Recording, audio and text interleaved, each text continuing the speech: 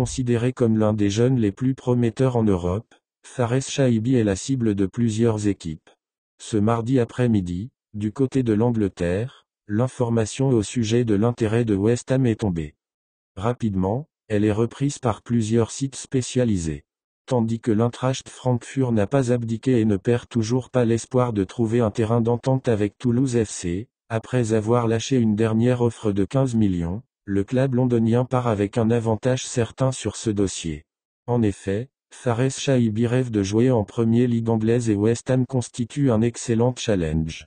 Avec ses qualités techniques et physiques, sans oublier son jeune âge, 20 ans, il remplit les critères pour attirer les clubs de Premier League, car selon les rumeurs, Arsenal et Brighton ont sondé son entourage.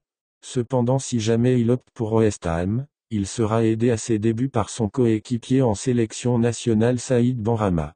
Car, n'ayant vécu qu'une seule saison dans le haut niveau, il risque d'avoir des soucis d'adaptation.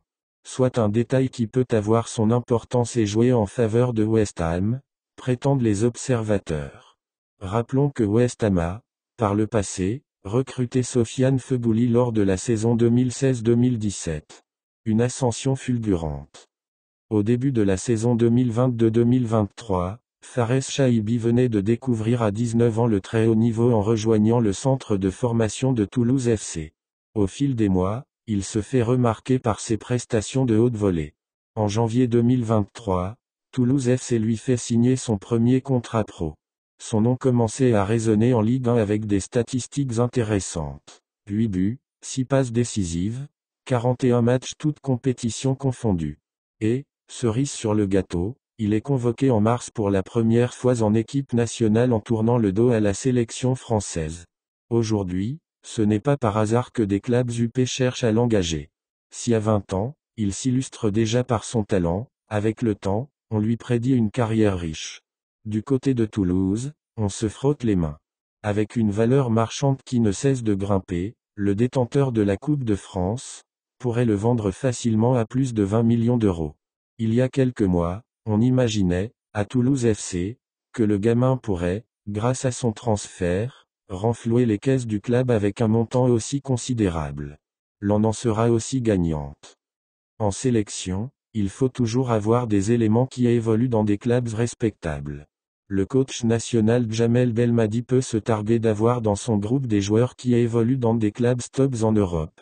Outre Ismaïl Benasser et Riyad Mahrez, qui fréquentent le très haut niveau avec leurs clubs respectifs le Milan AC et Manchester City, Rami Bensebaini vient de signer au Borussia Dortmund.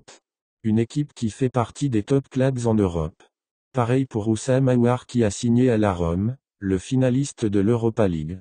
Dans le cas où Fares Shaibi serait transféré à West Ham, la moitié de l'équipe type de l'an sera composée de joueurs qui évoluent dans de clubs top.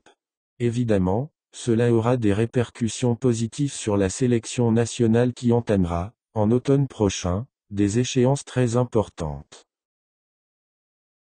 Libre de tout contrat depuis le 30 juin dernier même si son aventure avec l'AEK Ajaccio, Ligue 1 Uber France, était terminée depuis mars écoulé. L'international algérien Youssef Belali n'a pas encore été d'accord avec aucun club pour le moment. En effet, le Fennec algérien a des touches aux Émirats Arabes Unis mais aussi au Maroc et en Tunisie. Le milieu offensif d'El Kedra pourrait revenir à les Tunis, son ex-équipe. Selon les informations de la Gazette du Fennec, Belali a même repoussé une première offre de l'Espérance. Belali demande 1,5 million d'euros au Taraji. D'après LGDF, le champion d'Afrique avec l'Algérie et les Tunis a même décliné un salaire de 1 million d'euros annuel que lui a proposé par le club tunisien.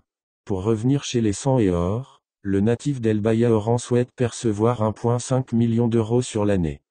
Youssef Belali doit trouver une équipe en urgence afin de participer au prochain rendez-vous de la sélection nationale algérienne, notamment à l'approche de la Coupe d'Afrique des Nations, CAN 2023 Côte d'Ivoire, et du besoin du sélectionneur national Djamel Belmadi de son talent. Face à une équipe de l'USB repliée derrière, les Canaries ne sont parvenus à ouvrir la marque qu'à la 86e minute par Mouaki sur pénalty. Ils ont souffert pour arracher les 3 points et cela malgré les nombreuses occasions qu'ils se sont créées tout au long de la deuxième mi-temps. À la faveur de ce succès enregistré devant un concurrent direct pour le maintien, ils ont presque assuré leur objectif, celui de se maintenir en Ligue 1 Mobili. Les rares supporters qui se sont déplacés au stade ont eu vraiment peur à cause des multiples ratages des équipiers de Boualya. Malgré ça, ils n'ont pas cessé de les encourager notamment dans les dernières minutes de la partie. La désaffection du public à cause de la canicule qui règne ces derniers jours à Tizi Ouzou n'a fait que leur compliquer la tâche. Ils ont eu du mal à entrer dans le match et hormis l'occasion ratée par Gattal au début de la rencontre, ils n'ont à aucun moment inquiété le gardien adverse. Sens unique. Bousculés sans nul doute par leur entraîneur après leur prestation catastrophique en première période, les équipiers de Boucanchouch ont abordé la deuxième mi-temps avec de meilleures intentions. Ils ont pris le match en main mais malgré les multitudes d'occasions créées, ils ne les ont pas exploitées. Il a fallu qu'ils bénéficient d'un pénalty pour que Mouaki fasse la différence à la 86e minute. Lui, Boualya et Redjam ont raté de nombreuses occasions, mais ils ont atteint leur objectif, celui de remporter les 3 points et de surclasser par là même leurs adversaires du jour. Dans une récente apparition lors d'une émission sur la chaîne El Watania Télé, Djamel Messoudane a exprimé ses inquiétudes quant au rôle du président de la Fédération algérienne de football dans la prévention d'une conspiration présumée ourdie par Fouzi Lekjaa.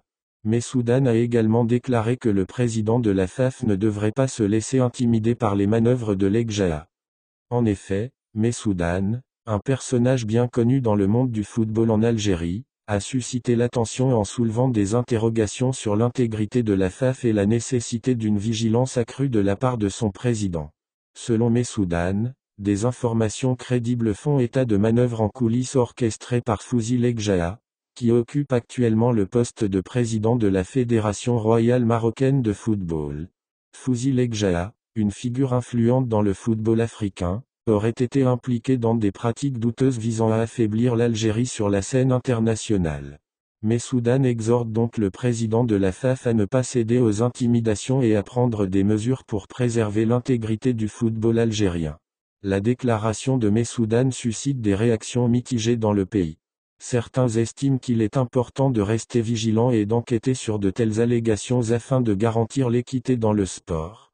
D'autres, en revanche, considèrent ces déclarations comme de simples spéculations sans fondement, visant peut-être à discréditer Lekjaa et à semer la discorde dans les relations entre les fédérations algériennes et marocaines.